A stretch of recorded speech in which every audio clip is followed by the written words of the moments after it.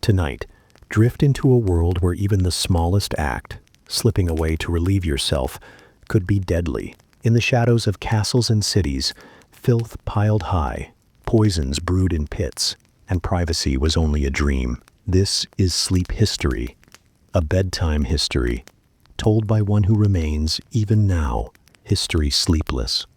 Listen, can you hear it?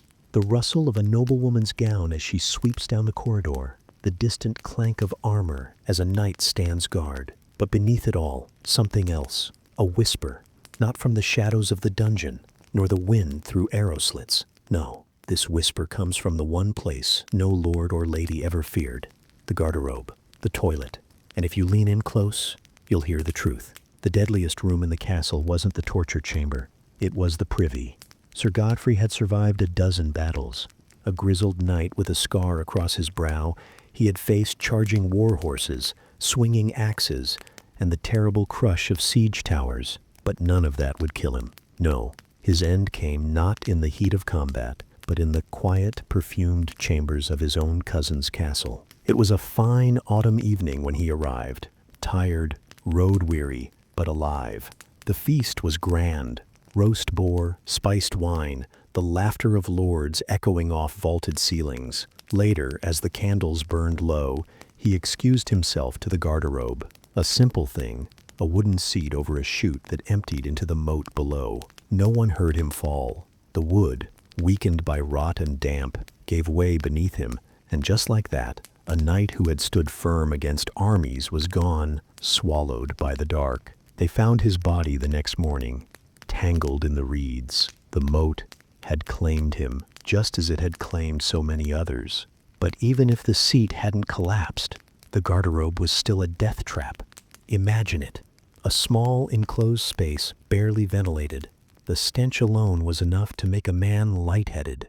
But worse than the smell were the gases, methane, ammonia, the slow creeping poison of bad air. A nobleman might sit there, unaware, as his lungs filled with unseen fumes. Some passed out, slipping silently into the pit below. Others simply never quite recovered. And then there were the rats. Oh, the rats loved the garderobes. They nested in the chutes, feasting on waste, growing fat and bold. More than one lord, half asleep in the night, felt the brush of fur against bare skin, only to jerk back in horror as teeth sank into flesh. Infection followed. Fever, then the long, slow fade into delirium. The cruelest joke. The very thing meant to keep them safe, the castle itself, was killing them. A knight could parry a sword. He could raise a shield against arrows. But how do you fight the air you breathe, the water you drink, the very ground beneath your feet? Dysentery stalked the halls like a ghost, a sip from a contaminated well, a careless meal prepared by hands that had just emptied a chamber pot. Death didn't always come with a battle cry. Sometimes it came with a cramp, a fever, a whimper in the night. And so, the mighty fell, not to rival lords, but to the humblest of places. So the next time you hear a whisper in the dark, listen closely. It might not be the wind. It might be the garderobe, still laughing centuries later at the pride of kings. There is a river that runs through every medieval city, not of water, but of secrets. By day, merchants hawk their wares along its banks. Children chase each other through its shallows. But when night falls, the river remembers what it truly carries. Lean closer, and let me tell you about the deadliest waterway in history, the one that flowed through every home, every meal, every trembling body. Little Margot was 12 years old when she inherited her mother's yoke. 2 buckets, swinging from a wooden beam across narrow shoulders. This was her life now. Every morning before dawn, she would trudge to the riverbank where the other water-bearers gathered, their hollow eyes watching as she dipped her buckets into water that shimmered with the morning sun. No one told her about the bodies upstream. The city's latrines hung like birdhouses over the river, their contents dropping directly into the current. Butchers tossed spoiled meat into its flow. Dyers emptied vats of poisonous chemicals. And always, always, the endless human filth swirling in lazy circles before being carried downstream, right to where Margot filled her buckets. The physician clucked his tongue when the baker's son took ill. An imbalance of humors, he declared, bleeding the boy with leeches. No one connected the dots between the child's writhing pain and the loaf of bread he'd eaten yesterday, bread made with river water. Dysentery moved through the city like a thief, stealing lives one cramp at a time. The wealthy died in feather beds, the poor in straw-lined corners. All the while the river kept flowing, its secrets hidden beneath reflections of church spires and clouds. We think of plague as rats and fleas, but the deadliest pandemic was far simpler: thirst. When your choices are cholera or dehydration, the body will always betray you. People knew, somewhere in their guts, that the water was dangerous. They saw the floating things in it. They smelled it when the summer heat thickened the air. But what alternative did they have? Wine was for the rich. Ale cost coin. And so, every morning, thousands of Margos dipped their buckets into liquid death, carrying it home like an unwitting assassin. Sometimes at dusk, when the water-bearers had gone home, you could stand on the bridge and watch strange shapes drift beneath the surface. A tanner's apron, a broken doll, the occasional pale limb. The river took everything eventually and gave back only fever. So tonight, when you turn on your tap and clean water flows without thought, remember Margot. Remember how entire civilizations once kneeled at the altar of their own poison, and how easily we forget the wars fought not with swords, but with every single drop we dared to drink. Every house has its ghosts, some rattle windows, some whisper in attics, but the deadliest specters of the Middle Ages didn't live in the shadows. They festered underfoot. Tonight, let me tell you about the horror that grew beneath floorboards. Silent, patient, and far hungrier than any ghost, young Thomas loved lying awake at night, listening to his house settle. The creaks sounded like secret conversations to his 8-year-old ears. What he didn't know was that some of those whispers came from the pit beneath the kitchen floor, the family cesspit slowly eating away at the wooden beams that kept it contained. His father had dug it years ago, just a hole in the packed earth, lined with loose stones. Every chamber pot in the house fed it. When it grew too full, they'd simply move the outhouse a few feet and start anew. No one spoke of what happened to old Widow Fletcher when her pit collapsed last winter. The stench was the least dangerous part. Methane pooled in these underground chambers like invisible floodwaters. A single candle could turn a midnight trip to the privy into an explosion that shattered windows 3 houses away. More often, though, the gases worked slower, seeping up through floor cracks, curling around sleeping bodies, stealing breath hour by hour. Babies in cradles near the floor died first. Then the elderly. The town called it bad air and hung herbs to purify it, never knowing they were decorating their own funeral wreaths. The worst deaths weren't quick. When a cesspit's walls collapsed, it didn't just swallow waste, it swallowed people. Farmers told stories of entire outhouses vanishing overnight, leaving only a dark maw in the earth. Rescuers would peer in, seeing nothing but blackness, until the bubbles rose. Sometimes the bodies were never recovered.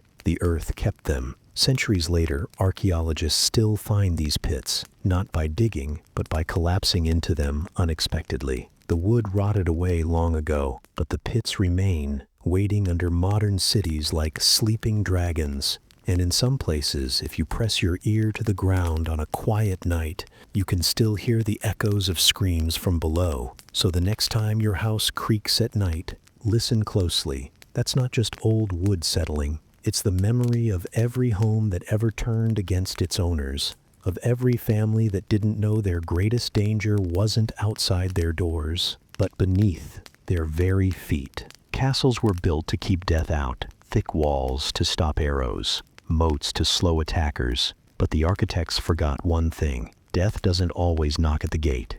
Sometimes it seeps through the cracks, lingers in corners, waits in the places no one thinks to guard. Lady Eleanor's chambers were the envy of the court, tapestries from Flanders, a bed draped in Venetian silks, and just beyond her dressing screen, the pride of modern convenience, her private garderobe. No one told her about the drafts. The cleverly designed chute that carried waste outside also carried something else back in, the cold breath of the moat below. On winter nights, dampness crept up that stone throat like a creeping sickness. The servants called it the garderobe's revenge, when yet another noble took to bed with rattling lungs. While lords and ladies suffered from draughts, the real danger lurked below stairs. The scullery maid knew better than to use the noble's garderobes. Her place was in the yard, where the common privy stood, a rotting wooden shack over an open pit. At night, she'd hold her breath against the stench, praying the warped boards wouldn't give way beneath her. They never found Agnes after that last storm, just a single clog floating in the muck. Even the castle physician fell victim to his own ignorance. When young Lord Pembroke took ill after his wedding feast, the good doctor prescribed his usual remedy, a poultice of dung and herbs applied directly to open sores. The infection spread faster than gossip at court. They buried 3 physicians that season. All had treated the Lord's boils with bare hands. In the end, more Pembroke men died in their beds than on battlefields. Dysentery took the strong. Bad air weakened the proud. And always, the relentless damp creeping through stone, bringing with it the cough that never quite healed. The enemy wasn't at the gates. The enemy was the castle itself. So when you walk through ancient halls and touch cold stone, remember, these walls weren't just defenses against armies. They were unwitting accomplices to a slower, quieter siege, one that needed no battering rams, just time and human frailty and the terrible convenience of modern plumbing. History remembers how kings died in battle, but whispers how they truly fell. Behind tapestry curtains, in gilded chambers meant for privacy, royalty faced an enemy no army could defeat. Tonight, let me tell you about the throne that killed more monarchs than any rival claimant ever could. King Henry's privy was a marvel of its age, carved oak seat, velvet cushions, even a small stained glass window to cast holy light upon his daily constitutional. His physicians had designed it specifically to align his body with the planets when he relieved himself. They never considered aligning it with basic sanitation. The velvet trapped moisture, the carved grooves held waste. And the servants who cleaned it? They dared not scrub too vigorously, lest they offend royal dignity. Within months, the lavish seat became a breeding ground for horrors no amount of heraldry could disguise. Even royal waste had to go somewhere. The castle's great drain was an engineering marvel, a stone channel that carried everything from the king's apartments down to the river. In summer heat, gases would backflow up the pipes like a poisonous tide. Candle flames would dance strangely near the drains.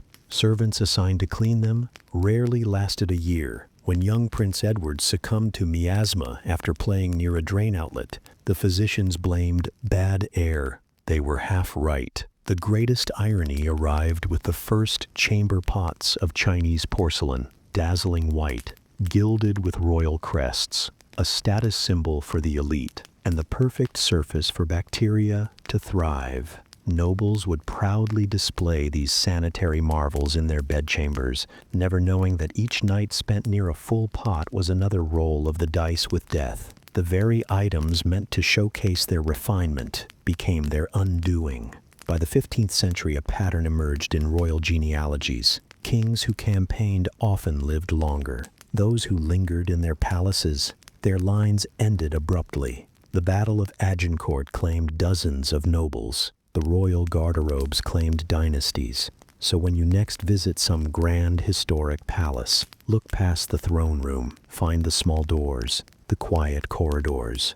There you'll see the real seat of power, the one that quietly shaped history while everyone was watching the battlefields. The fire crackles in the hearth. A tired traveler sighs as he slides onto the wooden bench, his boots still damp from the road. The innkeeper's wife sets down a steaming bowl of stew, her smile warm as the bread she breaks beside it. It smells like safety, like home. But hidden in that first comforting bite, in the very water it was boiled in, is something far deadlier than any bandit lurking outside. Because in the Middle Ages, even a simple meal could kill you. And it all started just a few paces from the kitchen door. Imagine, if you will, the most welcoming sight after days of hard travel. A thatched inn, its windows glowing amber against the twilight. Inside, the air is thick with the scent of roasting meat and ale, the murmur of other guests like a lullaby. You're safe here, or so you think. Because while the innkeeper's wife stirs her cauldron, while the barmaids laugh as they refill tankards, no one notices the slow seep of poison into the well, a well dug much too close to the privy. This was the hidden tragedy of medieval travel. Inns and taverns were lifelines, but their sanitation was an afterthought. The privy, often just a reeking pit out back, its contents leaching into the earth, trickling toward the same water source used for cooking, drinking, washing. A traveler might survive highwaymen, might outpace wolves, only to meet his end from a single sip of what should have been refreshment. Let me tell you about a man, let's call him Edmund, a merchant who'd crossed half of England with his bolts of Flemish wool. He'd dodged mudslides, bribed border guards, and when he finally stumbled into the Stag's Head, he thought the hard part was over. The stew was hearty, the ale was strong, but 3 days later, he was dead, not from a knife in the dark, not from some noble's wrath, but from dysentery, a word that sounds almost gentle until you've seen what it does. The innkeeper buried him quietly, tossed his remaining goods into the storeroom, and never once connected the death to the water, drawn that morning from the well. And this was the curse of the medieval innkeeper. They served death without knowing it. Their hospitality was genuine, their intentions kind, but ignorance was the true poison. The same hands that patted bread dough hauled night soil. The same buckets that carried water to the kitchen had, hours before, sloshed with waste. There were no villains here, just a world that didn't yet understand the invisible threads between filth and fever. The irony is almost poetic. A bandit's blade, at least, was honest. A battle gave you a chance to fight back. But the inn that promised rest, the meal that smelled like your mother's cooking, that was the danger you never saw coming. So the next time you walk past an old tavern, one of those creaking, timber-framed buildings with roses climbing the walls, pause a moment. Listen for the echoes of laughter, yes, but also for the whispers of those who never made it home.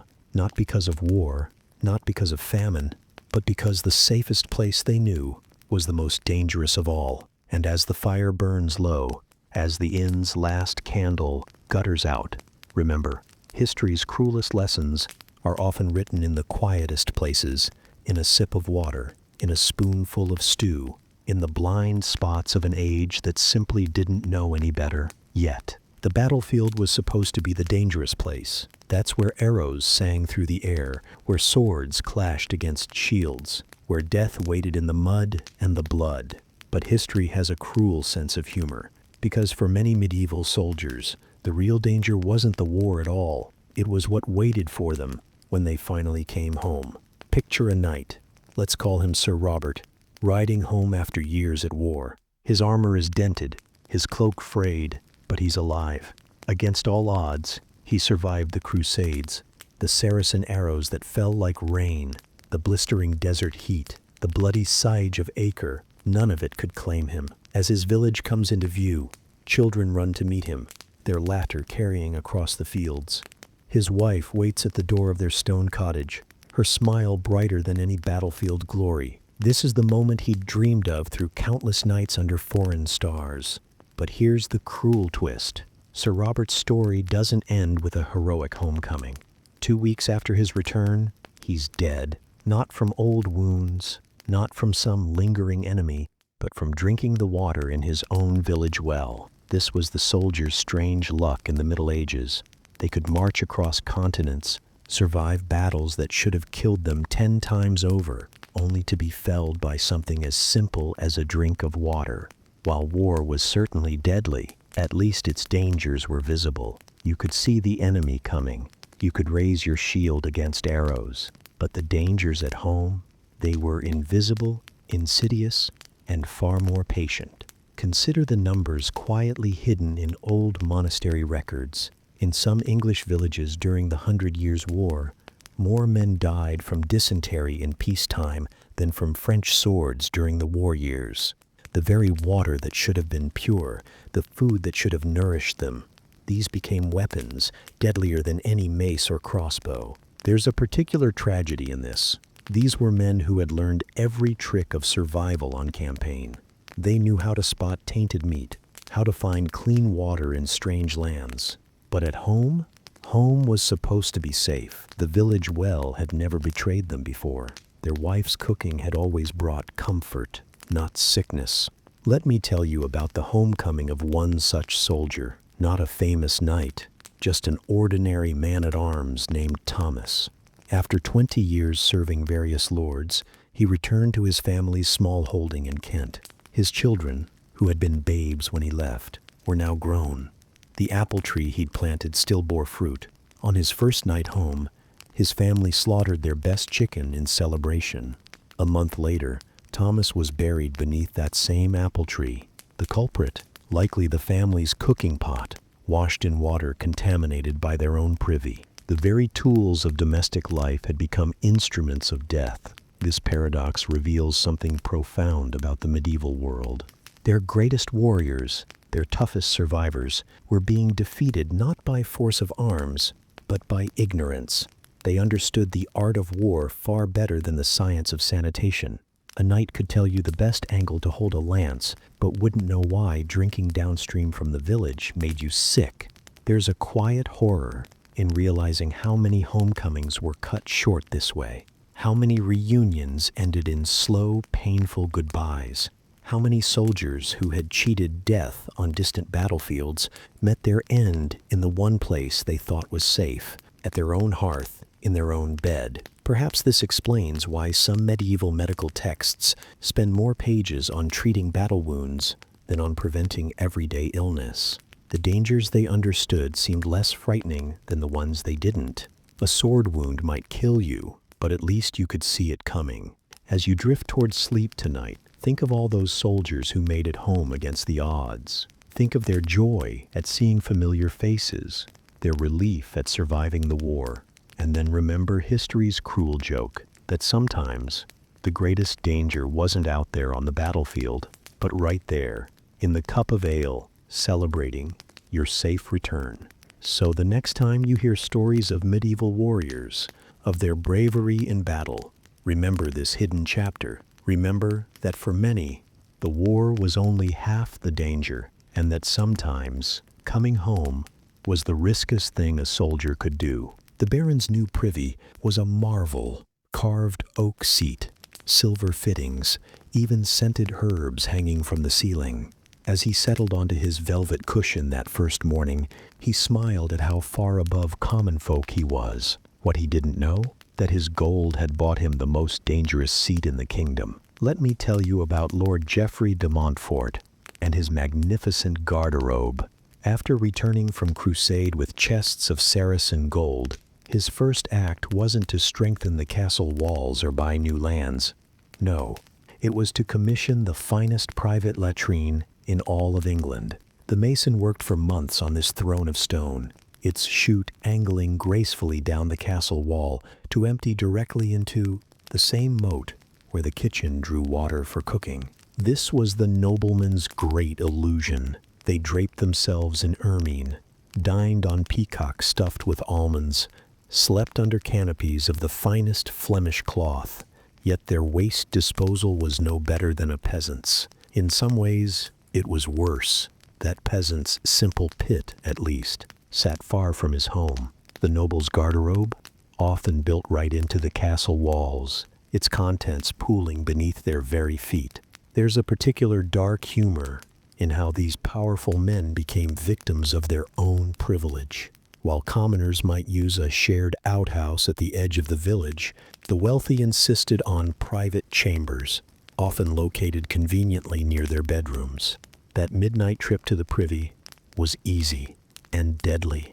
Those narrow, enclosed spaces became traps for foul air, what they called bad humors, but we know as methane and hydrogen sulfide.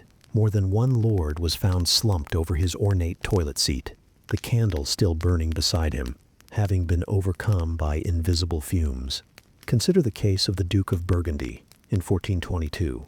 His accounts show payments for a garderobe fit for a king, marble inlay, a locking door, even a servant to keep it stocked with fresh rose petals. Yet this same duke died screaming in agony 6 months later, his physicians baffled by the evil vapors that had consumed his bowels.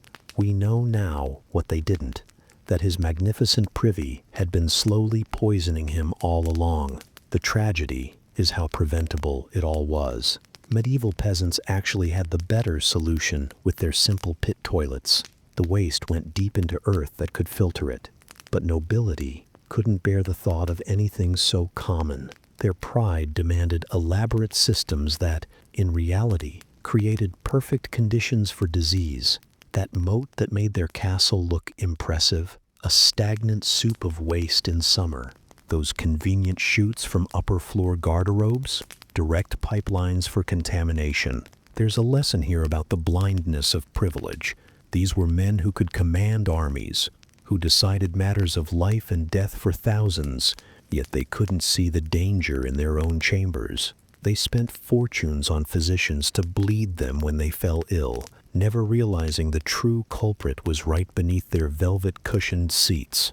As you drift to sleep tonight, think of all those stone garderobes still standing in ruined castles across Europe. The carved seats where lords once held court, of a very different kind.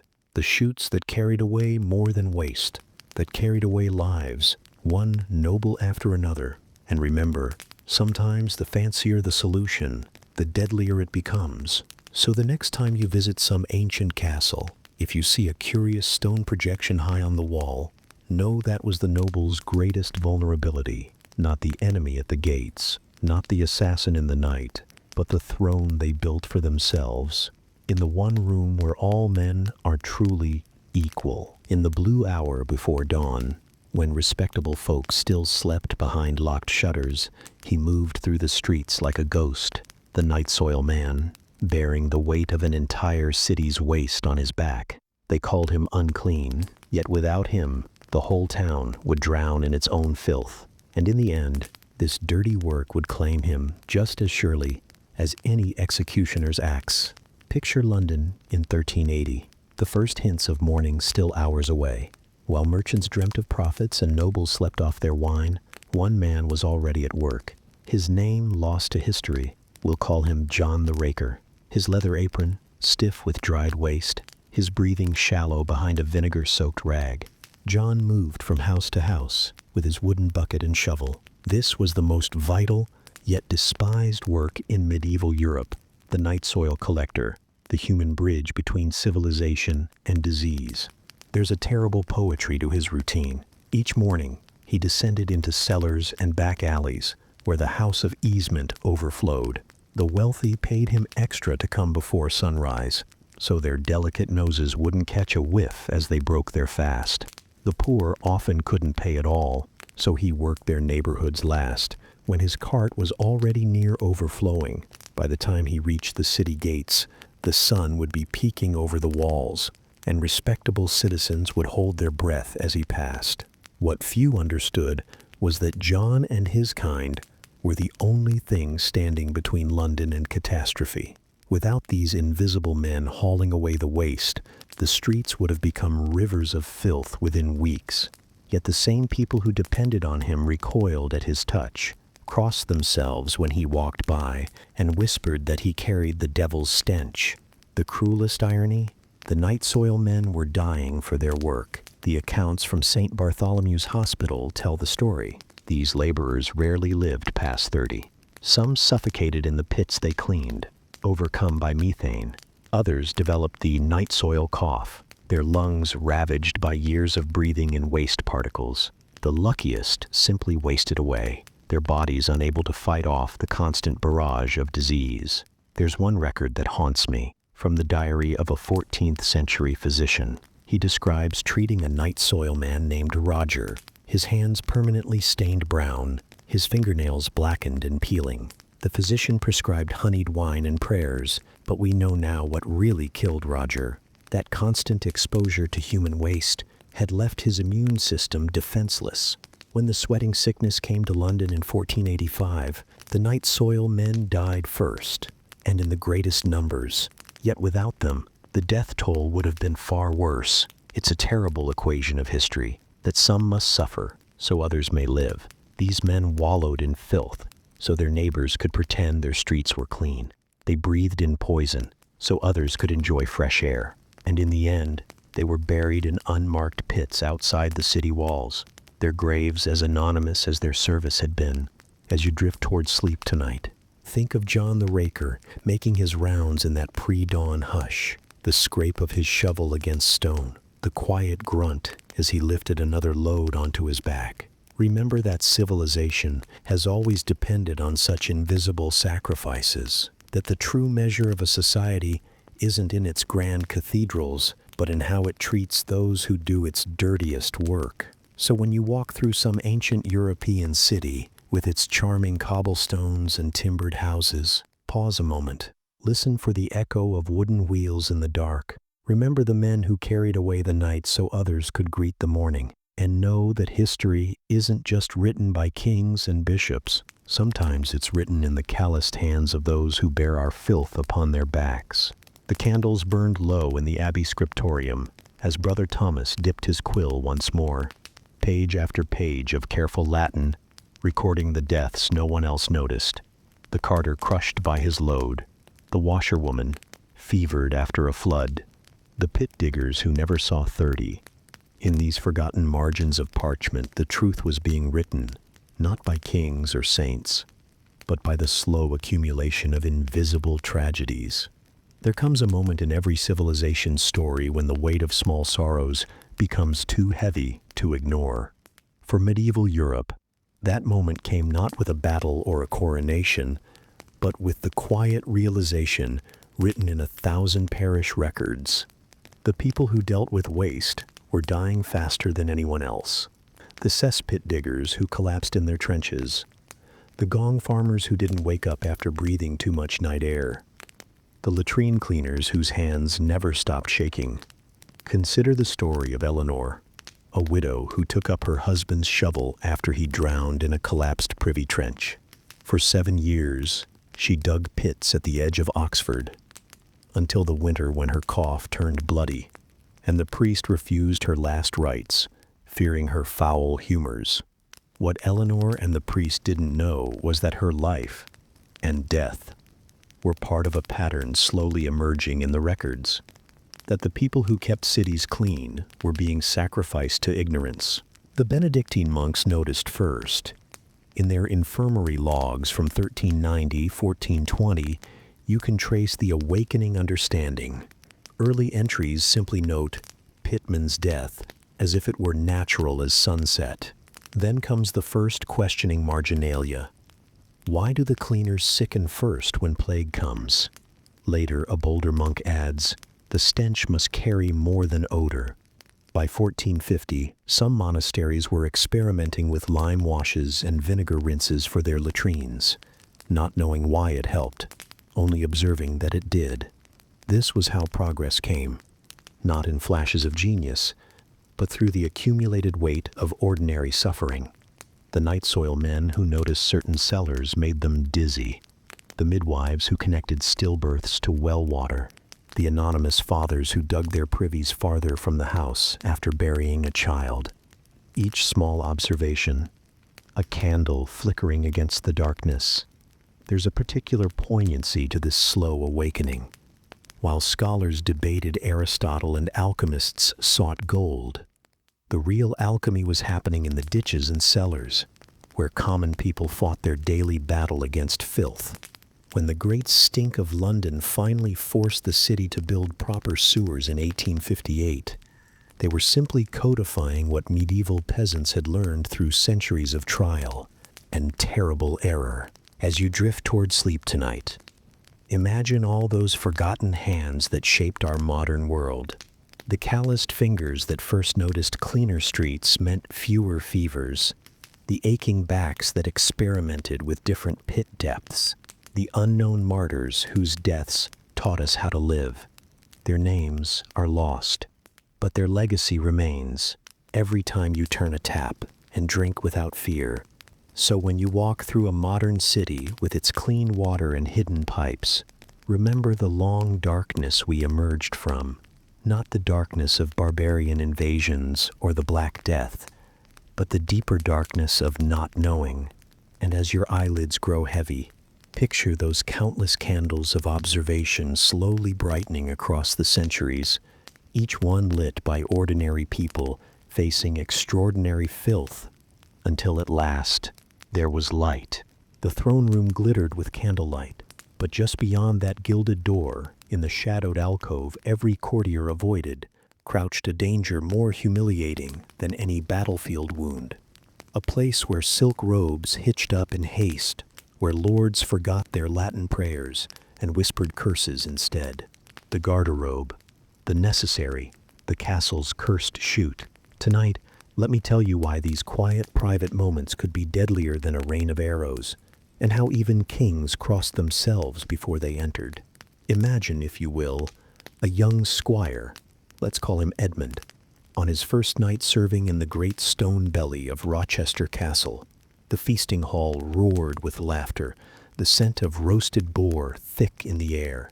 But Edmund's stomach twisted, not from hunger, but from fear. Earlier that day, the master-at-arms had shown him the garderobe. A simple hole, the man said, like any other. But then he'd added with a grin like a rusted hinge, "Mind the draft." Now, as midnight's chill crept through the arrow slits, Edmund found himself clutching his belly, desperate for that dreaded alcove. The torchlight barely touched its arched entrance. Just a yawning mouth of darkness, the wood of its seat polished smooth by generations of nervous lords. He hesitated, because everyone knew the stories. Garderobes weren't just toilets. They were murder holes in reverse. You see, castles were designed to keep danger out. But the garderobe, it invited danger in. That chute, meant to carry waste down to the moat or river, was a backdoor for every threat imaginable. In 1203, a French assassin had slithered up the latrine shaft of Chateau Gaillard, his dagger clenched between his teeth, to find the English commander mid-relief.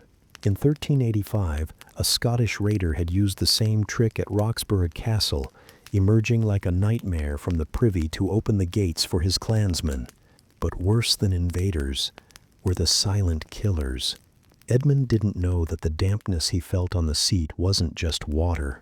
It was centuries of filth seeping into the stone, breeding plagues that clung to noble robes hung nearby. For garderobe, after all, means wardrobe. They stored clothes there, believing the stench kept moths away. He didn't know about the gases, thick, invisible, that could snuff out a candle or a man's breath, or that in 1170 a bishop had died not from excommunication, but from explosion, when a spark met the miasma of his own garderobe.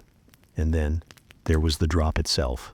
Most castle latrines emptied into the moat, a stew of human waste, dead fish, and runoff from the kitchens. In summer, the heat turned it into a broth of pestilence. In winter, the chute iced over, leaving, well, a very precarious perch. Records from Chester Castle tell of a knight who slipped, his armor dragging him down into the foul depths. They found him by the smell 3 days later. But perhaps the cruelest fate? The social death. Imagine a queen, her skirts pooled around her, hearing giggles from the shaft below. Because garderobes were rarely private, servants gossiped about what they saw floating past.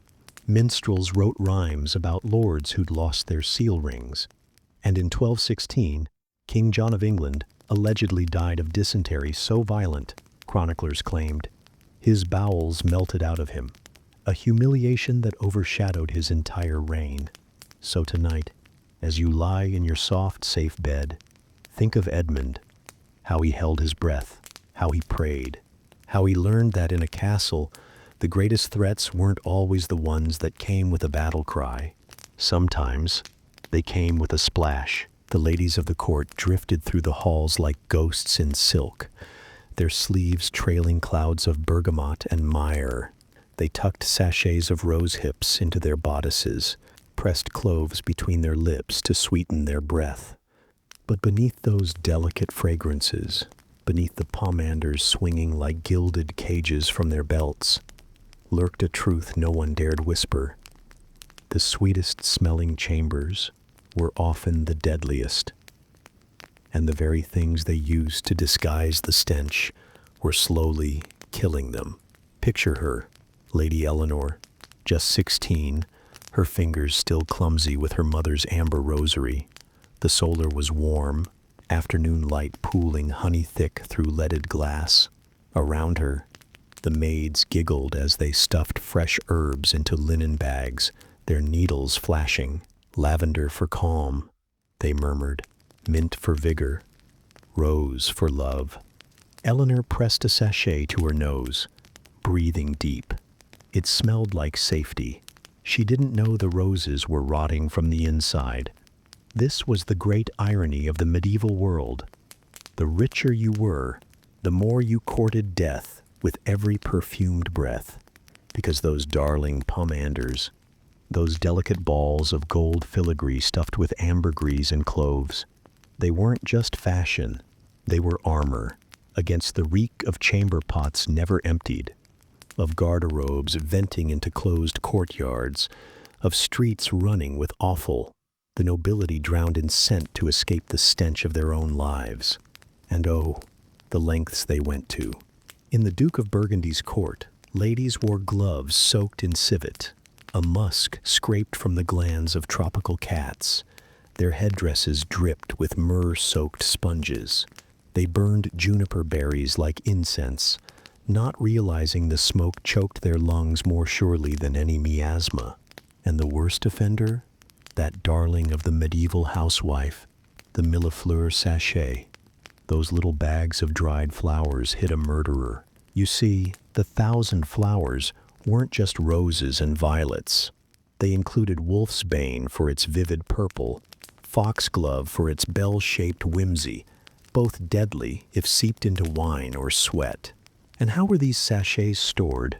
Tucked into bed sheets, pressed against bare skin, hung around necks like reliquaries.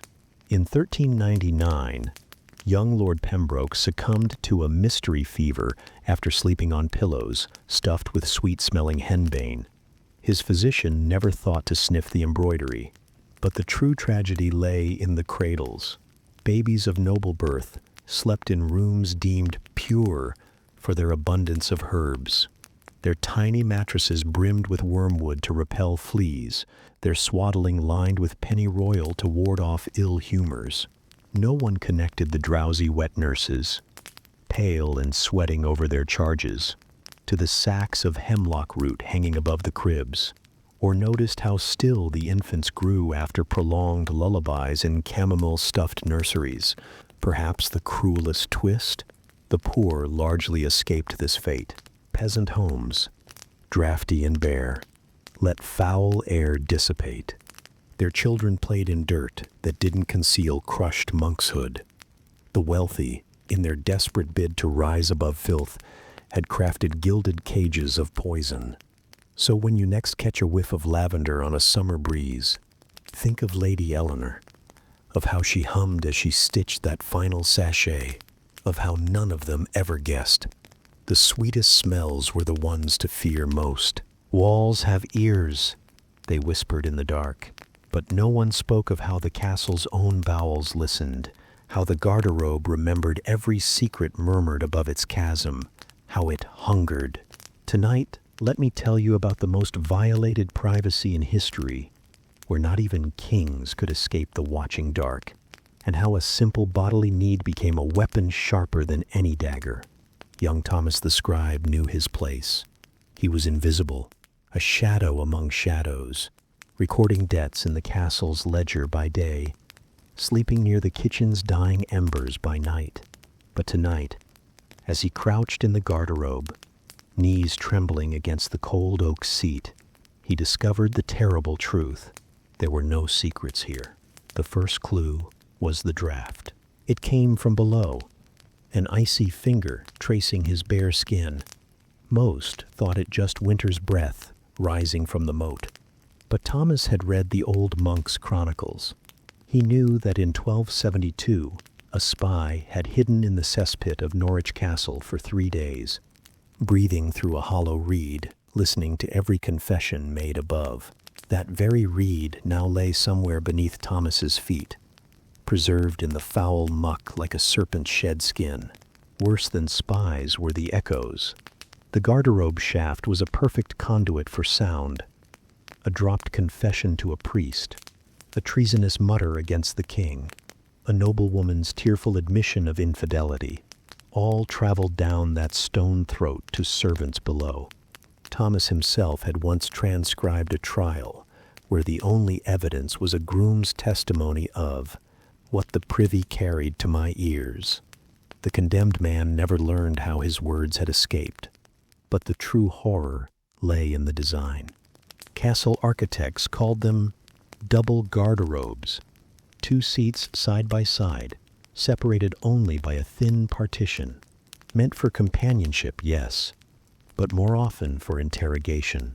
King Edward I installed them in every Welsh castle he conquered. Prisoners would be seated next to chatty guards, their loosened tongues as vulnerable as their loosened bowels. Some confessors even demanded heretics relieve themselves during questioning, believing the body's surrender would prompt the souls. And then there was the leakage. Thomas shuddered as a distant plink echoed up the shaft. The garderobe's hunger wasn't metaphorical. Moisture seeped through mortar, spreading stains across chamber walls like creeping accusations. In 1317, the Countess of Warwick moved her bedchamber after noticing her tapestries grew damp and foul by the full moon. She never admitted it was because her privy shared a wall with her closet. Most tragic of all, the children, little lords and ladies, raised to believe even their sweat was perfumed, learned harsh lessons in the garderobe. Young Henry V, then just a prince, was said to have wept when a playmate mocked him for noises heard through the palace's interconnected shafts. From that day on, he reportedly held his breath until his lips turned blue, a habit some whispered contributed to his later frailty. So, as Thomas finished his business that night, he did something unprecedented.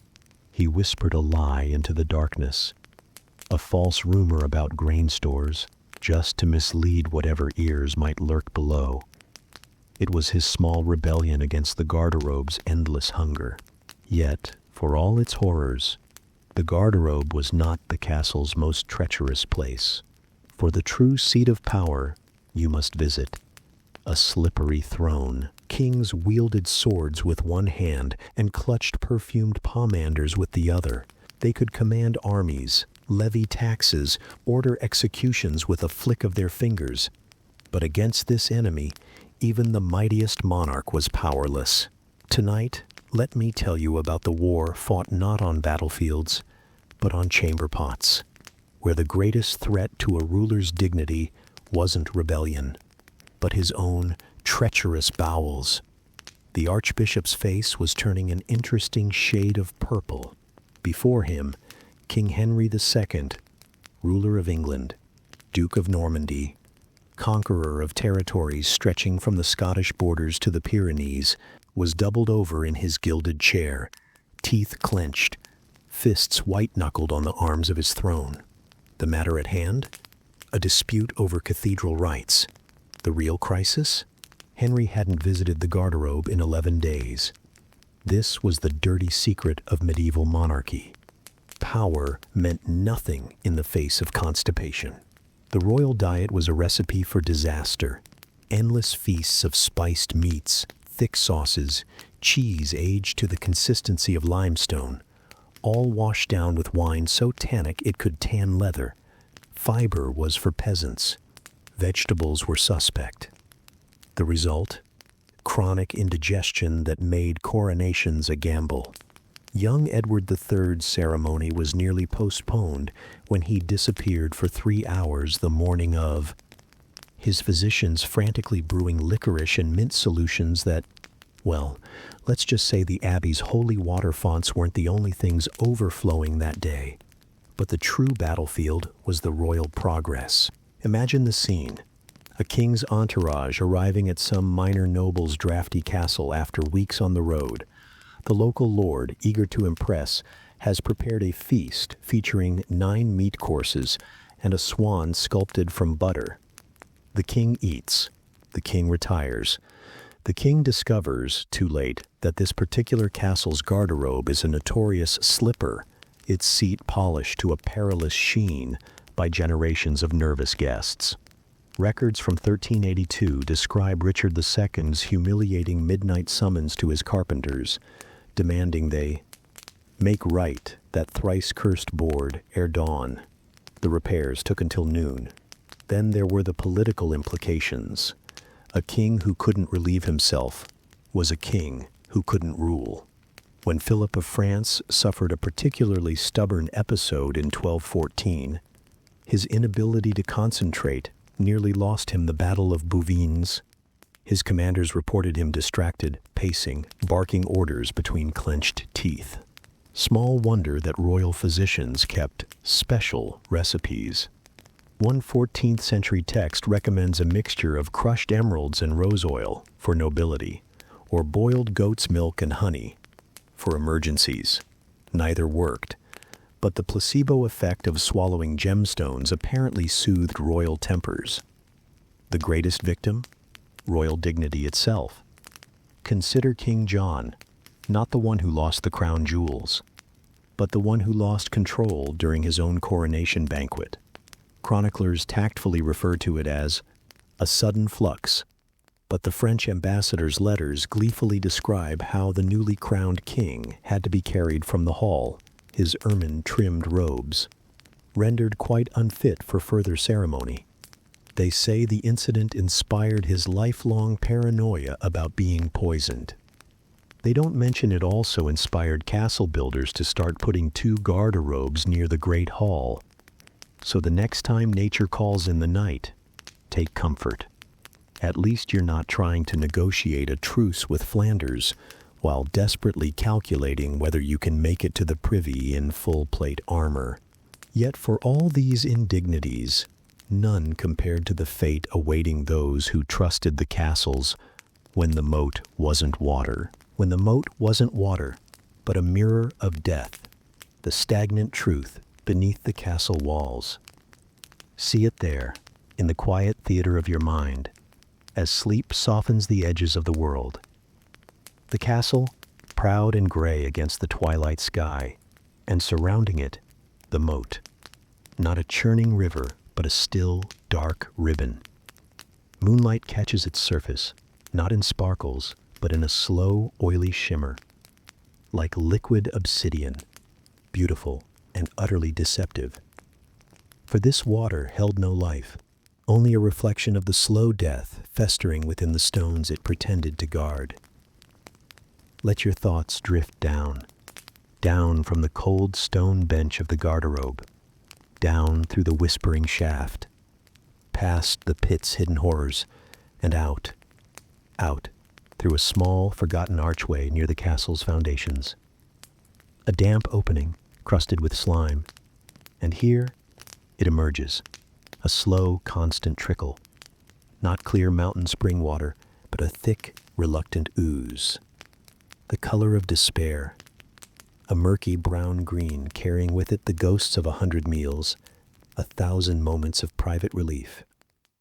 This is the castle's hidden pulse, its slow, sick exhalation. This trickle, and others like it from other shafts, feeds the moat, not with life, but with decay. Picture that moat now, not as artists painted, crisp blue water reflecting banners, but as it truly was, a stagnant pond, still, unmoving, shielded from rushing currents that might cleanse it, fed only by the castle's slow internal bleeding. In summer, the sun beat down on its surface. Warmth penetrated the murk and woke the sleeping poison. Algae bloomed thick and green, like rancid velvet. Scum gathered at the edges, a foamy, greasy lace. Bubbles of gas, methane, hydrogen sulfide, rose lazily from the depths, breaking the surface with soft, putrid pops that sounded like tiny rotten kisses. The air above it hung heavy on still evenings, thick with a smell that was less a punch to the nose and more a slow suffocation of the senses. Sweet, like rotting lilies, cloying, layered over a deep, wet earthiness. And beneath it all, the unmistakable tang of human waste. A smell that didn't just linger, it lived. It seeped into the castle stones when the wind blew wrong.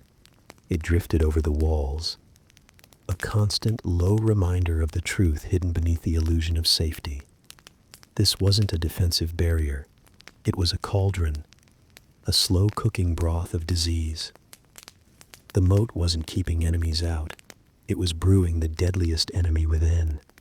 A mirror, yes, but reflecting not the sky, nor the proud castle walls, only the castle's own hidden, festering heart. Imagine a hot summer day, centuries gone. You're a guard, walking the battlements. Below you, the moat shimmers, heat haze dancing above its surface. The stench is stronger today, thick, almost visible. Flies swarm in black clouds over the green-scummed water. Down in the village, nestled close to the castle walls, the air is even heavier. Children play near the moat's edge, not swimming, the water's too foul for that, but maybe skipping stones across the viscous surface, or trying to catch the fat, sluggish frogs that somehow survive in the shallows. A woman draws water from the village well. A well sunk deep, but not deep enough to escape the slow, creeping tendrils of contamination seeping from that moat, leaching through the soil. The water looks clear enough. Maybe it tastes a little earthy, a little off. But water is water. Thirst is thirst. She carries it home. Washes vegetables pulled from a garden plot fertilized with night soil, or perhaps with muck dredged in desperation from the moat's edge itself. She cooks, feeds her family. Days pass, maybe a week. A child complains of a bellyache, nothing serious. Then the cramps start, violent, doubling the child over. Then the fever spikes. Then the bloody flux begins. The terrifying, relentless draining of life itself. Panic spreads through the cramped village house. Prayers are whispered. The local wise woman brings herbs. But the sickness doesn't stop. It jumps. Another child, the mother, a neighbor who came to help. The well water, the vegetables, the very air thick with flies that walked on the moat's filth and then walked on the bread. The pathways were invisible, endless. The source? That shimmering, stinking moat. That beautiful, deadly mirror. It wasn't an invading army that brought death to the village huddled under the castle's shadow. It was the castle's own waste, its own hidden sickness, overflowing its stone confines and spilling into the lives of the very people it was meant to protect. The enemy wasn't outside the walls. It was in the water, in the soil, in the air. A silent army marching on microscopic feet, carried on the breath of the moat itself. Think of the terrible irony, the wasted effort. Men labored for years digging that moat, hauling earth, shaping its banks, filling it, perhaps by diverting a stream or relying on rain and groundwater. It was a feat of defense, a symbol of power. A watery ditch meant to stop siege towers, to hinder tunnels, to drown attackers. And yet, it became the opposite. It became a reservoir of vulnerability, a breeding ground for the deadliest siege engine of all, disease. While knights polished armor and practiced sword strokes, the real siege was happening below their feet. An unseen army was mustering in the warm, stagnant water of the moat. An army of bacteria, of parasites, of viruses thriving in the nutrient-rich soup fed by the castle's own bowels. Cholera, dysentery, typhoid fever. These were the true invaders. They didn't need ladders. They didn't fear arrows. They swam, They drifted. They hitched rides on flies and dust motes. They seeped into the groundwater and poisoned the wells. They infected the fish, the few that survived, which were sometimes caught and eaten. They contaminated the reeds used for thatching, for bedding, for floor coverings brought back into the castle. The moat was less a moat and more a leaking bioweapon, pointed inward. A lord in his high tower might look down upon its still surface, seeing only a shimmering defense. He didn't see the infant in the village below, writhing in pain from cholera. He didn't see the strong young archer on his own walls, suddenly weakened by dysentery weeks before a crucial battle, his strength draining away into a stinking trench latrine that itself fed the moat. The castle wasn't just poisoning its surroundings, it was poisoning itself. The moat was the mirror, and the reflection it showed was one of slow, self-inflicted decay. A beautiful, deadly illusion. Picture the aftermath of a heavy summer rain. The skies open, washing the castle stones clean. Rushing gutters spill rainwater into the moat. For a day, perhaps two, the water looks clearer. The surface scum is broken up, pushed toward the edges. The stench lessens. There's a feeling of refreshment, cleansing, but it's another illusion. The rainwater dilutes the poison. It doesn't destroy it. The raw sewage still seeps from the garderobe outlets. The sun returns, fiercer. The warm water heats up faster than ever. The diluted filth becomes the perfect fertilizer for a new explosive bloom of algae, of bacteria. The stench returns, stronger. The flies multiply. The invisible army regroups, refreshed. The cycle continues, season after season, year after year. Generations lived and died under the shadow of that shimmering death trap. They blamed bad air. They blamed angry spirits. They blamed the wrath of God. They looked outward for enemies, for signs of sorcery. They rarely looked down into the still dark water that reflected their own faces back at them, gaunt with fever, shadowed by unseen peril. The moat was the castle's open secret, its necessary evil. You couldn't not have a moat, and you could not have garderobes. The two were fatally linked by the simple, unavoidable reality of human existence. The waste had to go somewhere, and that somewhere became a slow-motion killer, more relentless than any besieging army. An army might give up, retreat, make peace. The moat never retreated. It just sat there, shimmering, stinking, breeding, waiting. A patient enemy that didn't need to attack. It just needed to exist and be fed. So rest now in your safe world, where water flows clean and fast from taps, where waste vanishes down pipes to places far away and carefully managed, where moats, if they exist at all, are decorative ponds filled with clear water and bright fish. Feel the profound safety they never knew. The luxury of ignorance we possess about the microscopic world. Their battle wasn't just against invaders.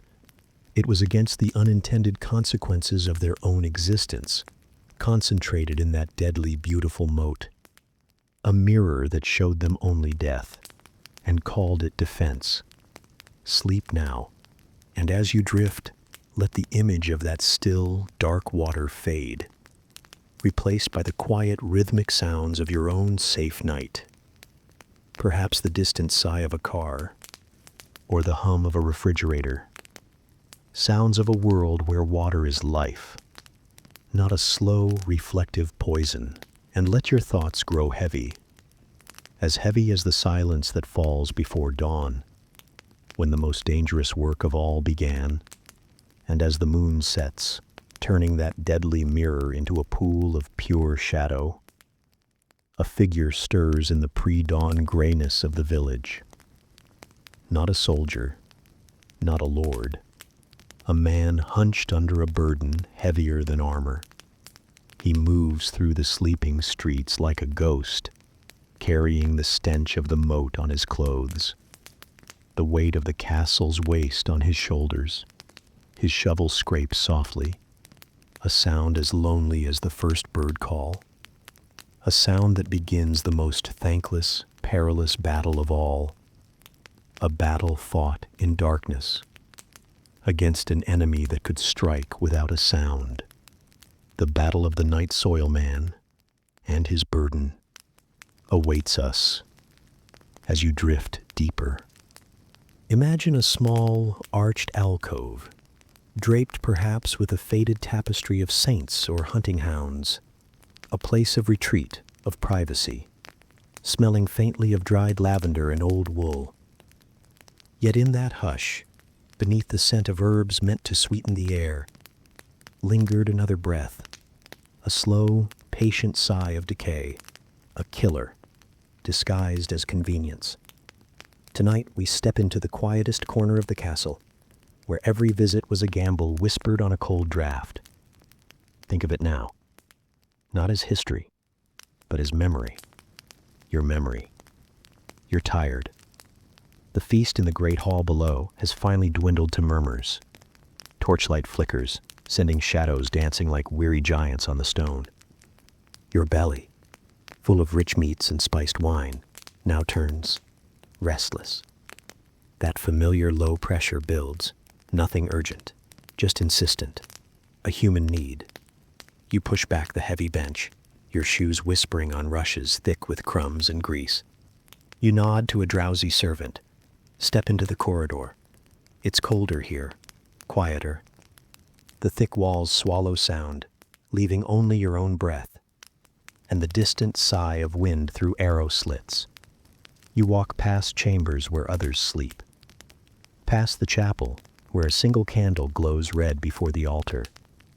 Your destination isn't grand, it's tucked away, modest, almost apologetic. An arched recess in the stone, curtained off. You push the heavy, dark fabric aside.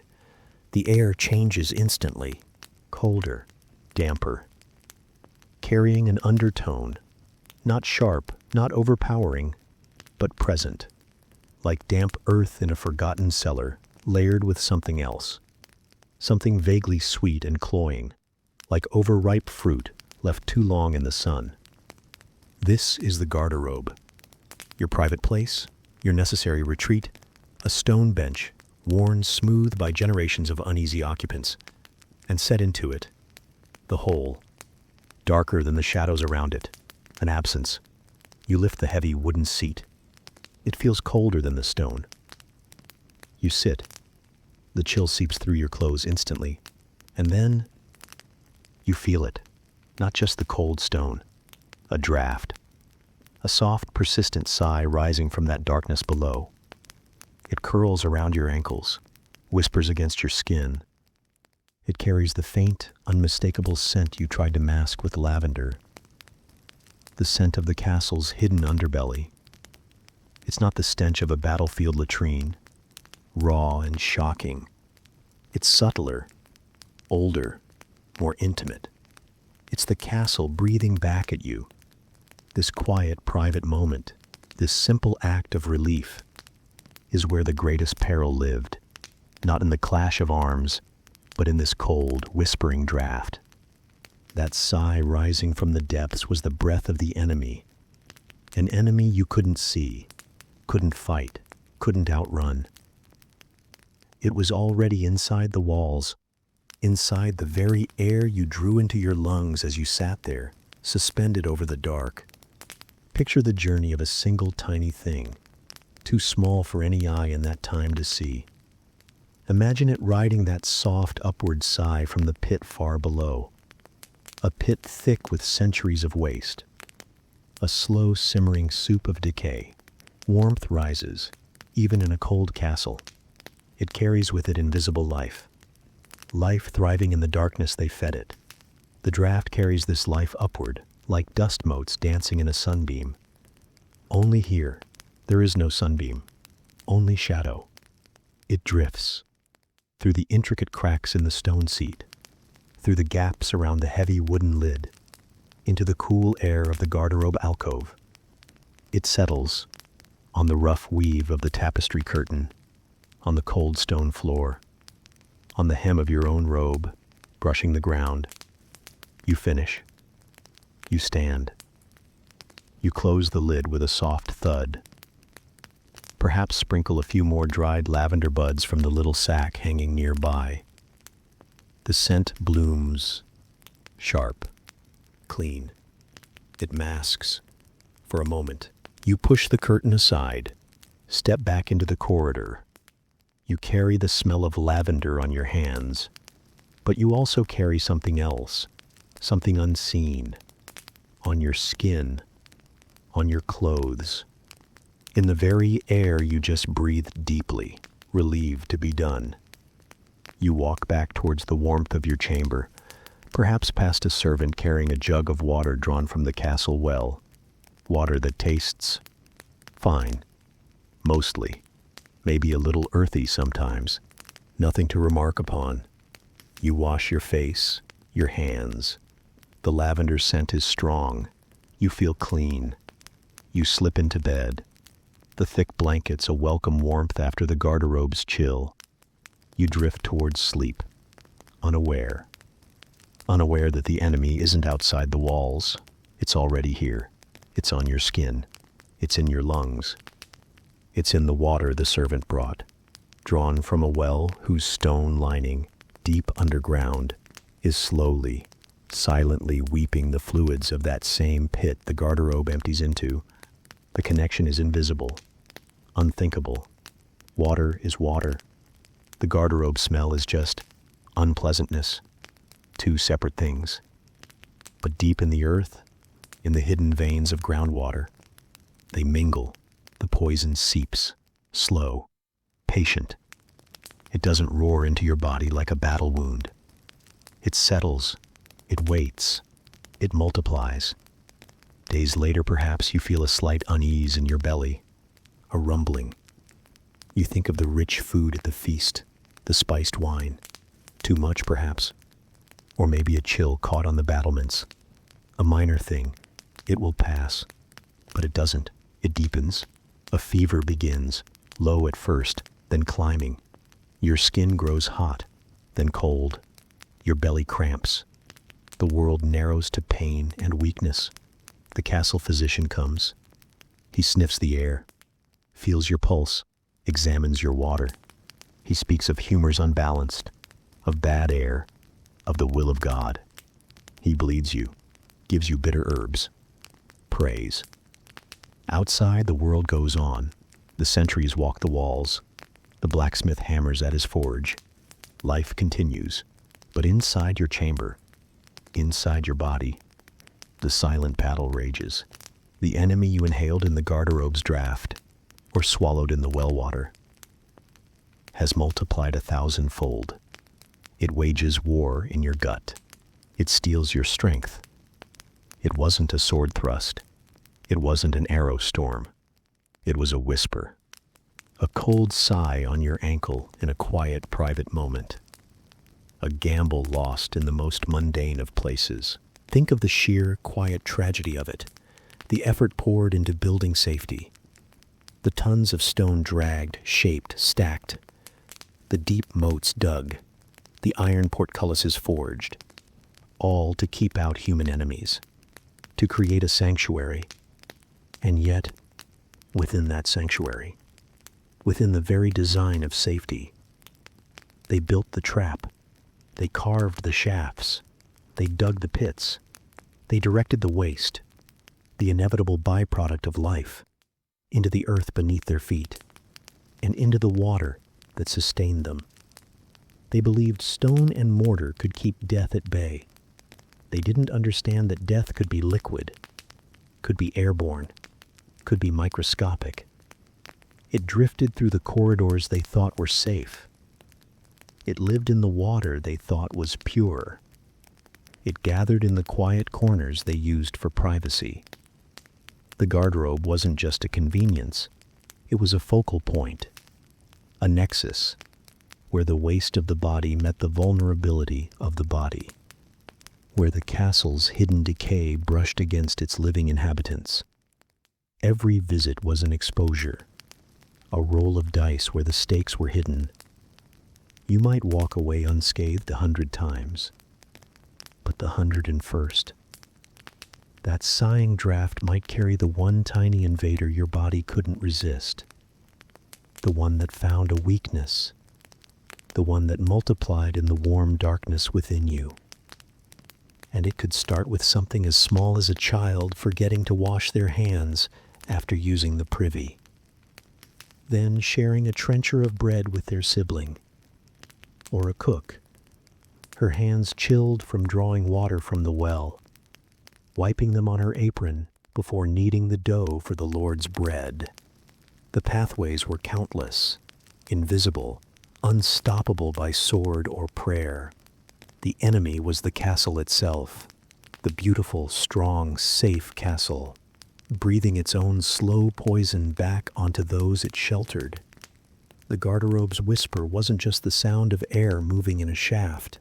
It was the sound of fate turning, the sound of vulnerability, the sound of an enemy too small to see, yet vast enough to fell giants. One quiet, cold draft at a time. So rest now in your warm, safe bed.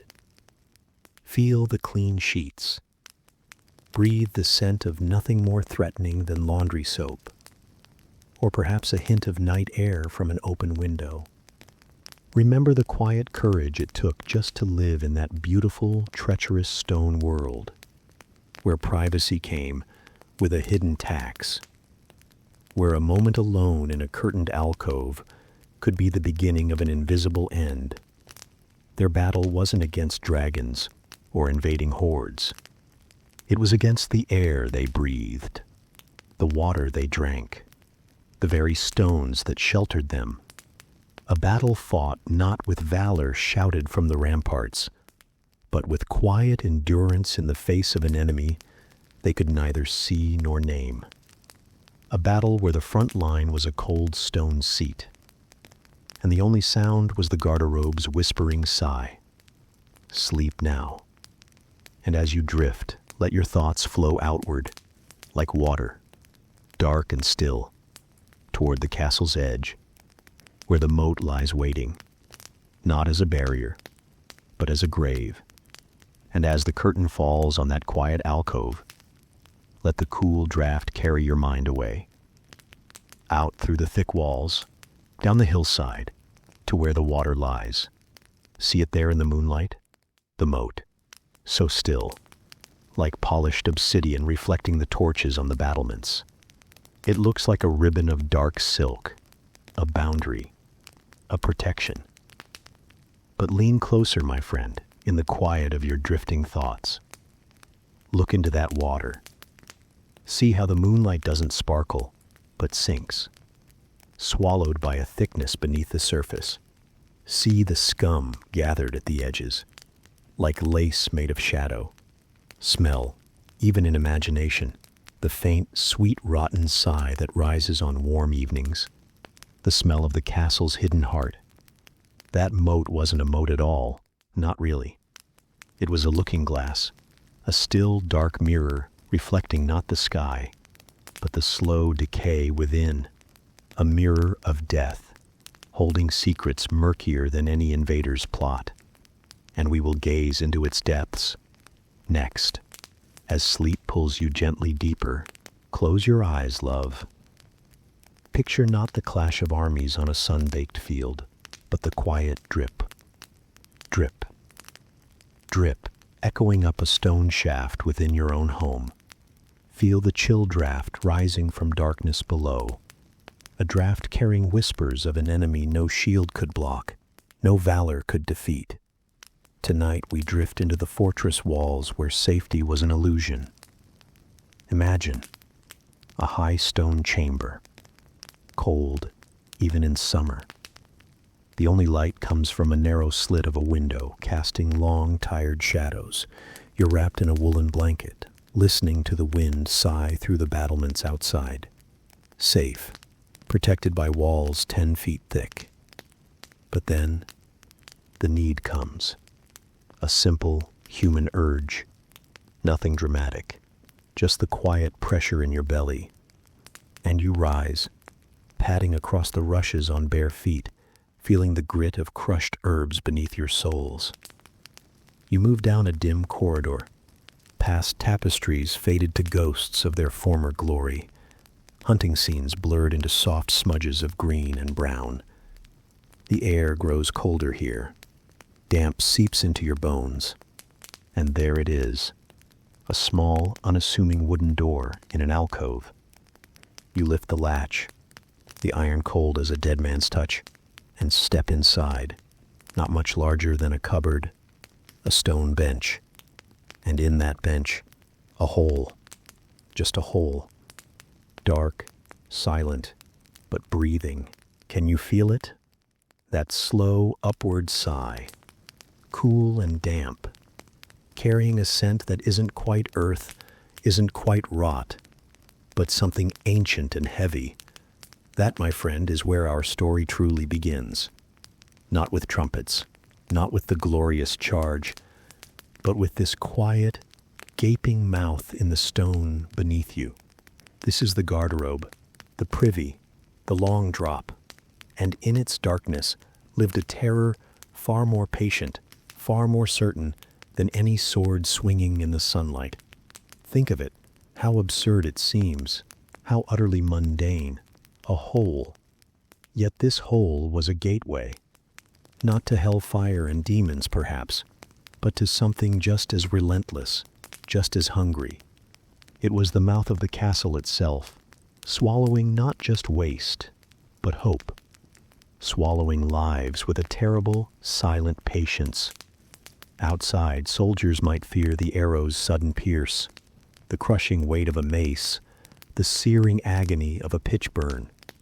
But you, inside these mighty walls, you feared the tremble in your hands come morning, the cold sweat that had nothing to do with fevered dreams, the way your own breath could catch, turn shallow, turn traitor, all because of the darkness that lived right beneath your trembling feet. Waiting, in the very stones you called home. Imagine the journey of a single drop of water, condensing on the cold stone lip of that shaft somewhere high above your sleeping chamber. It gathers, hesitates, then falls. Down, down, past other damp stones slick with things we won't name. Down into a darkness so thick your candle flame would gulp and die. Down past centuries of accumulated life. Down to where the shaft finally empties. Maybe into a stagnant pit carved into the bedrock beneath the castle foundations. A pit never meant to be emptied. Just filled. Or perhaps it spills out directly into the castle moat. That shimmering, romantic barrier we picture knights crossing. But picture that moat now. Not as clear water reflecting banners, but as a thick, green-brown soup. Scum gathering on the surface like a diseased skin. Bubbles of gas rising lazily, popping with a faint, rotten sigh. This isn't just water. It's a broth. A slow-cooked poison simmering under the sun. Fed constantly by the size of 100 garderobes. Think of the fish belly up. The reeds choked and blackened at the waterline. The thick cloying stench that hangs heavy in the summer air. A stench that seeped back into the castle stones with every warm breeze. That draft you felt rising from the hole? That was the castle breathing in its own decay. The moat wasn't a defense, it was a mirror. A still, stagnant mirror reflecting a truth far darker than any enemy campfire glimpsed on the horizon. It reflected the slow, inevitable seep of death, coming not from outside the walls, but festering within them, cultivated, nurtured, by the simple act of living. Think of the silence. That's what gets me. The silence of the enemy. On the battlefield, danger roared. It clanged. It screamed. It announced itself with flying banners and pounding drums. You saw it coming. You could raise a shield. You could pray. But this enemy, it drifted. It was carried on the air you breathed, on the cool draft that curled around your ankles as you sat on that stone seat, on the dampness that clung to the castle walls, making tapestries smell faintly of the grave, even on the sunniest days. It was in the water drawn from the well sunk too close to that pit beneath the garderobe shaft. Water that tasted faintly sweet, then faintly wrong.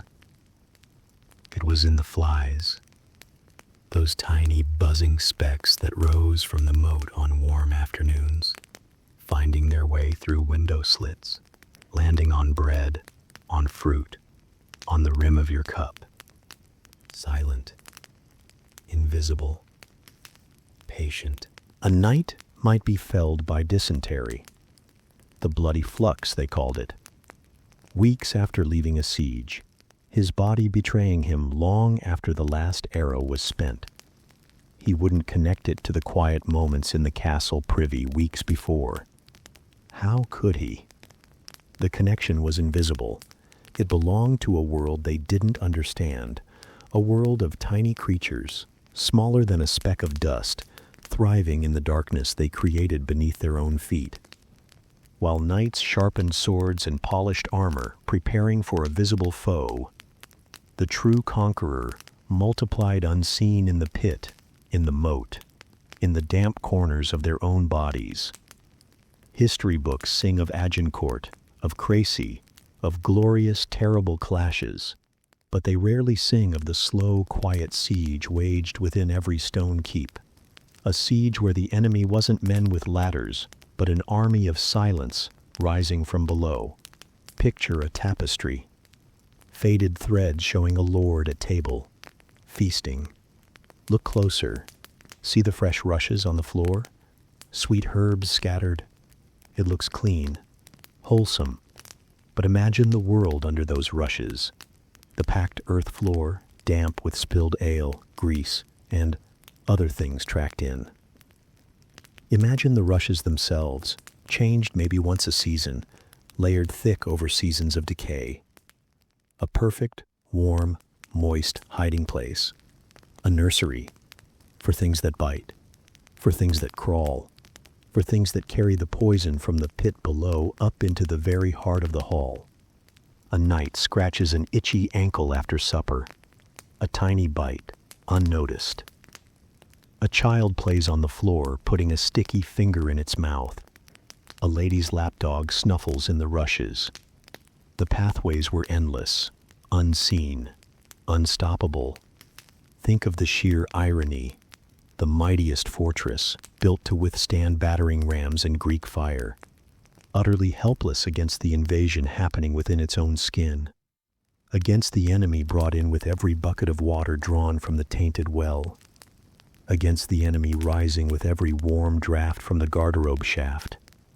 They built walls to keep men out, not realizing the deadliest enemy was already inside, cultivated by their own hands, their own habits, their own simple need to relieve themselves. The greatest threat wasn't the army camped beyond the moat. It was the quiet drip, drip, drip echoing up from the darkness beneath the garderobe seat. A sound as ordinary as rain, and as deadly as any assassin's blade. And so, as the fire burns low in your own safe hearth tonight, think of them.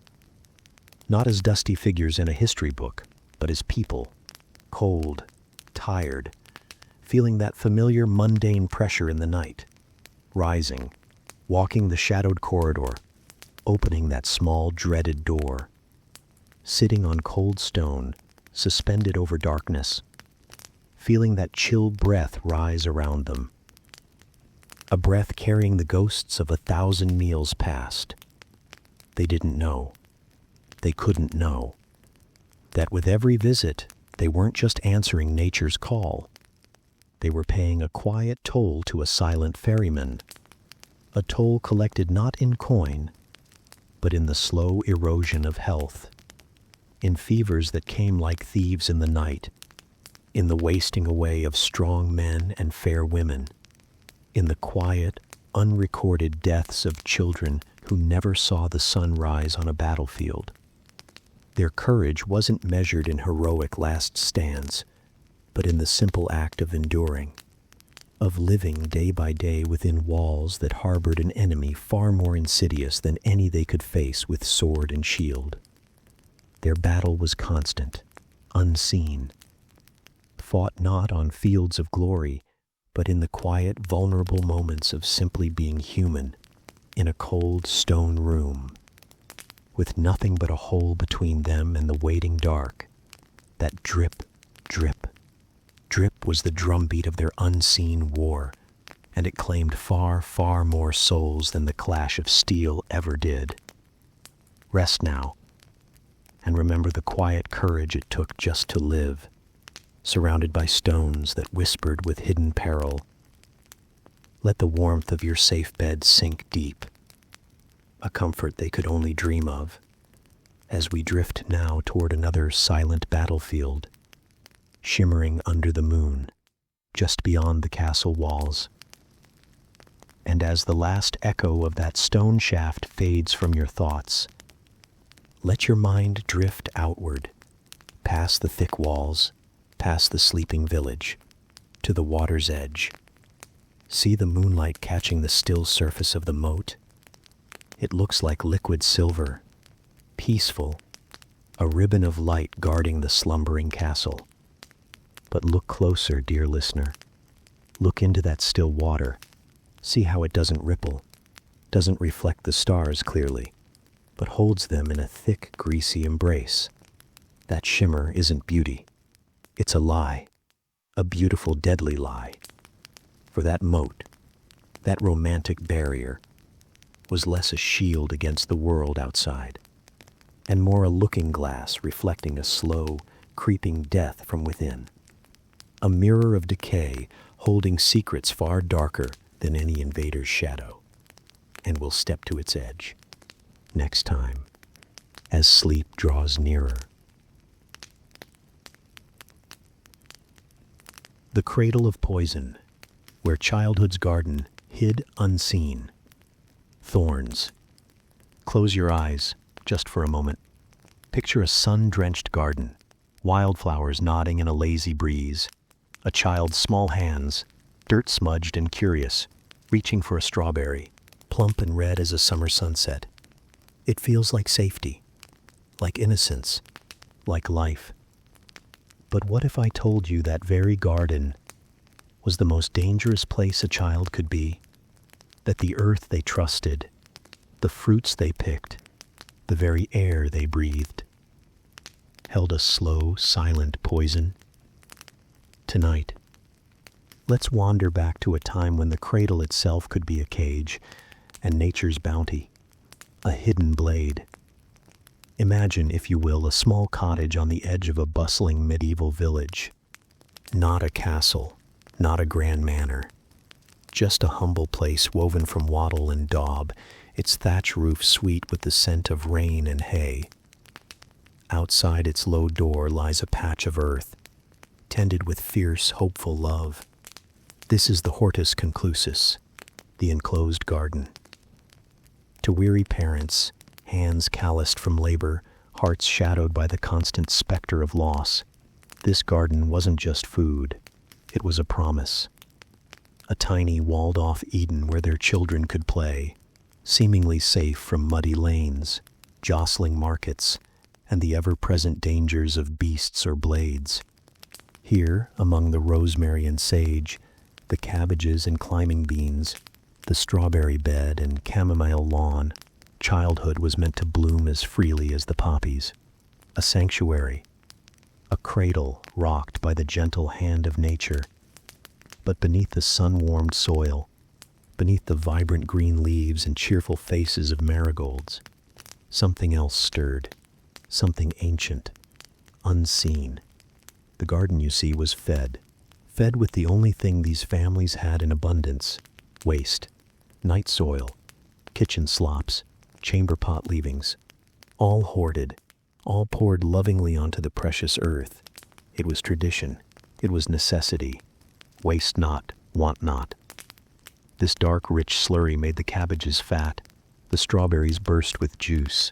It was life feeding life. Or so it seemed. No one saw the tiny invaders hitching a ride in that fertile darkness. No one smelled the death beneath the crushed mint and damp thyme. The garden thrived, and so did the microscopic legions. E. coli, salmonella, shigella, parasites like hookworm and roundworm, their eggs nestled like malevolent seeds in every handful of nourishing muck. Picture little Alice, perhaps 5 summers old. Her world, the cottage, her mother's skirts, this sunlit patch of earth. Her bare feet, tough as leather, pat across the warm ground. She kneels, enchanted by a ladybug on a broad bean leaf. Her fingers, just moments ago clutching bread, dig idly into the soil. Later, she plucks a ripe strawberry. The sweetness explodes on her tongue. Juice runs down her chin. She wipes it with the back of her hand, the same one that was just in the dirt. She doesn't wash it. Water is precious, hauled from the well. Washing is for Sundays, perhaps before a feast. Dirt is just dirt, part of life, part of the garden's gift. Meanwhile, her baby brother Tobin is set down on a woolen blanket spread in the sun. He's teething, fussy. To soothe him, his mother hands him a cool stone she found by the parsley patch. He gums it happily, drool mixing with the dust clinging to its surface. Alice brings him a fallen petal. He grabs it, shoves it in his mouth. Every surface they touch, the soil, the leaves, the stones, the fruit, their own skin, is a landscape teeming with invisible life. Life that doesn't belong inside their small, vulnerable bodies. The poison worked slowly, silently. It didn't roar like the plague. It whispered. Alice might seem tired. Offer food. Tobin's diapers turn foul. He grows listless. Parents sigh. Blame the damp air. A change in the wind. Perhaps the evil eye. They brew chamomile tea, grown in the same poisoned soil. Offer scraps of bread dipped in honey. Life stumbles on. But inside Alice and Tobin, a war rages. The invaders multiply in the warm darkness of their bellies. They burrow. They steal nutrients. They release toxins. What began as tiredness becomes wrenching pain, as if tiny hands twist their insides. Then comes the torrent. Diarrhea that drains the life from their bodies. Dehydration shrinks them before their parents' terrified eyes. The child who once chased butterflies among the cabbages fades, a pale, whimpering ghost in just days. Tobin's chubby limbs grow thin. His cries weaken. The cruelty lay in the source. Parents were trying to do their best. The garden was an act of love, a sanctuary. They believed they were feeding their children the purest food, fresh, homegrown, clean. They couldn't see the invisible thorns in their Eden. When sickness struck, it felt like betrayal. By the earth, by the very place they'd crafted to protect. Was it a curse? Had they angered God? The helplessness was a blanket that smothered. They knew battle wounds. They knew the cough of consumption. But this quiet stealing, this fading, it was a terror that lived in the sunlight, in the scent of time, in the innocent dirt beneath tiny fingernails. And it wasn't just the babies. Older children, tasked with weeding, harvesting, and spreading the fertilizer, were exposed daily. They lived with constant gut pain, stunted growth, persistent weariness. The gnawing in their bellies became normal. The worms passed in shameful silence. The occasional bloody flux met with a weary sigh. It was just life. A tax paid for the garden's bounty. A tax paid most by the smallest and weakest. Think of the mothers, kneeling beside straw pallets, watching their children waste away, trying everything. Poultices of herbs from the same garden. Prayers whispered to saints, charms hung over cradles, hope clutched like a rosary. They fought an enemy they couldn't name, couldn't see, couldn't understand. Their weapons, love, herbs, faith, were useless against the armies too small to spot, too many to stop. The cradle rocked, but it rocked over a pit, and the scale, oh, the scale. Battlefields claimed lives in bursts of blood and noise. But the garden waged a quiet, relentless siege. Year after year, generation after generation. It didn't always kill outright. It weakened. It softened children for other blows. A simple cold could steal a child already gutted by dysentery. A cough, a fever, suddenly fatal when the body had no more to give. Historians pore over parish records, faded ink, crumbling parchment, and see the toll. Tiny graves, gaps in family lines, so many children who simply faded away. Wasting, gripes. Summer complaint, vague terms, softened lies, masking the truth, death by dirt, by food, by love. There's a heartbreaking irony here. The greatest danger wasn't the wolf at the door. It wasn't the night's blade, the market's filth, or the plague cart's rattle.